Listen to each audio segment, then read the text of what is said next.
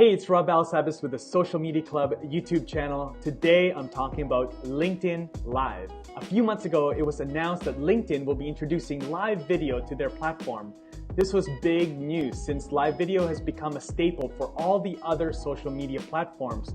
Facebook Live, YouTube Live, Instagram Live, and even Twitter Live in the form of Periscope. Live video has been a great way for a lot of content creators, including yours truly, to engage with their audience, their community, their customers, and prospects. It's also a really good way to do quick interviews with other content creators to do collaborations. So LinkedIn Live got me really excited. So long story short, with the help of a good friend, Stephanie Liu. Stephanie, thank you so much. I was granted access to LinkedIn Live recently. I shared this news on social media, naturally, and after doing that, I had a lot of friends and colleagues reach out to me directly asking how I got access. So I thought I'd share the process of getting LinkedIn Live in a quick video for you today. But before I do, if you're new to the channel, my name is Balasabas. I'm a social media strategist. I specialize in video content creation and community building. This is my channel where I share social media tutorials to help you leverage social media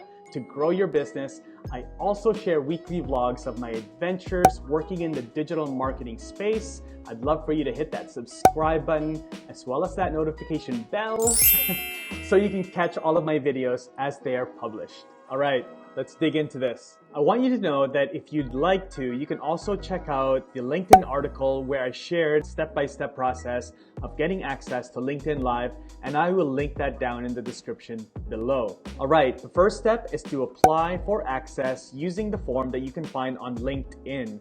This is what the form looks like. Now, to find this form, all you need to do is go down to the description and you'll find the direct link to this form that sits on LinkedIn. You'll need to fill out your email address. So it actually will ask you to first log into your LinkedIn account if you're not logged in yet. It will show you your email address. So you'll see mine is right there, robert.balasabas@gmail.com. If you have an alternate email, it's also good to put that in there as well. It will then ask you if you're applying for access for LinkedIn Live as a member, which is your personal LinkedIn account, or as your LinkedIn page. I would suggest applying as a member first. I find that those applications seem to get pushed forward a little bit quicker. That's what I did. I had applied as a member first. It'll ask you then for your profile or your page URL. Now, if you'd like a quick little tip on finding that really easily, all you need to do is go anywhere on LinkedIn, click on the LinkedIn icon on the top left of the page, click on your profile with your little avatar picture there. There's a drop down that will come down, click on view profile, and you'll find the link on your page right there. That's the URL that you will then need to put into this field right here. The next thing that it'll ask you is, do you already stream live video on other platforms? Now, if you do, say yes. If you don't yet, then be honest and put no. If you do say yes, then it will ask you to provide links to live streams that you've done on other platforms. So whether that's Facebook Live, YouTube Live, Instagram Live if you have them saved in a highlight, or Periscope as well. It will then ask you, what ideas do you have for streaming live video on LinkedIn? Now, as a suggestion and a tip, when it comes to this field, I would suggest things that bring value to your audience. So things like tutorials, things like behind the scenes at events, at conferences. LinkedIn likes videos for LinkedIn Live that are longer form. Think of content that you can create on LinkedIn Live that will be longer than 10 minutes. It's really easy to go over 10 minutes. Sometimes you forget that you've already gone way past it. This video right now at this point is already probably almost 10 minutes long. The next question is, how often will you be live streaming on LinkedIn? It'll give you the option of daily, weekly, monthly, or less than monthly. So I would suggest either weekly or monthly. It's very difficult. Even myself, I do a lot of live streaming. I do a lot of content creation, and doing a daily video is very, very difficult. So ideally, weekly is probably a really good sweet spot. That's what I had indicated when I applied. And then the last field, is there anything else you'd like for us to know?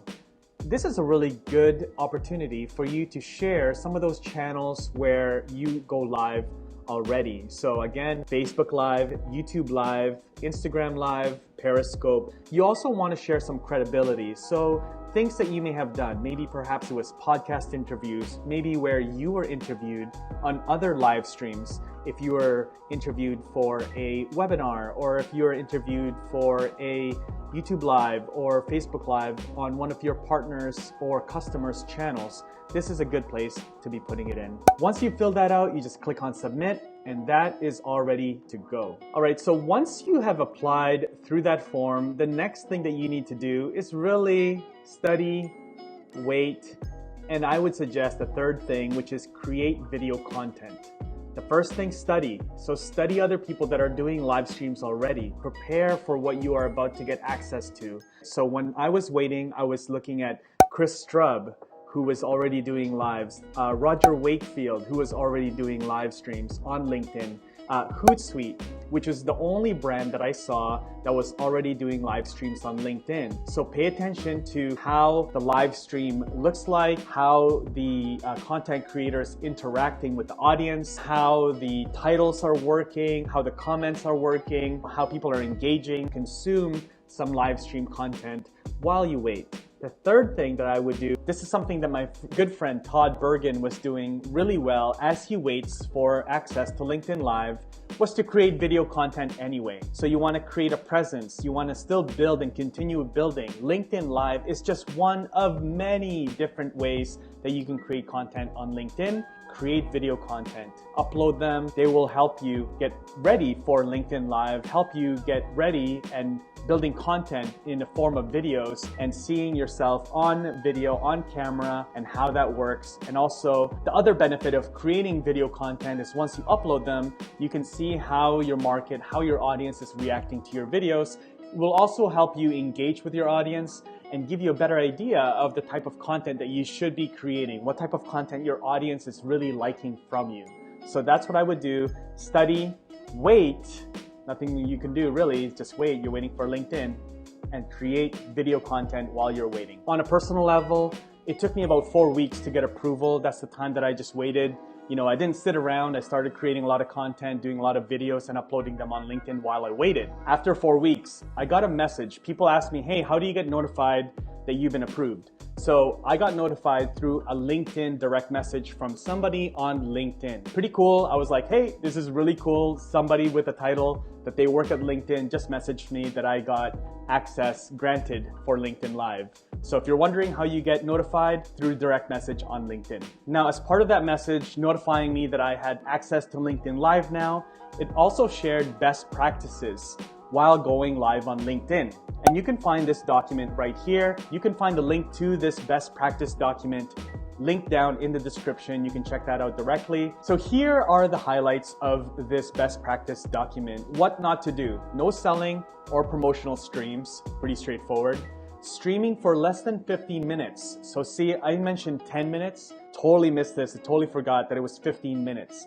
So what they would like you to do is to stream for longer than 15 minutes. So longer form content, 15 minutes or more. No meta streams, meaning don't talk about using LinkedIn Live on LinkedIn, okay? Very interesting. So no tutorials, or try not to do a lot of LinkedIn Lives around LinkedIn. So this is something that I have had to be very careful with, because I do talk about, if you look at my YouTube channel, the last few videos are all about LinkedIn. So I can't really, bombard my LinkedIn Live feed with LinkedIn how-tos and tutorials. So that's easy enough, that's fine. I talk about other things during my LinkedIn Live. Avoid sponsor logos that dominate the video. If you must use sponsor graphics, keep them small, okay? So there's tools out there where you can put sponsor graphics, or hey, this video was sponsored by so-and-so, and you can put their logos and stuff really easily. StreamYard is one of those tools. They don't like that, so don't do that. Now, the best practice, maximizing the impact of your stream.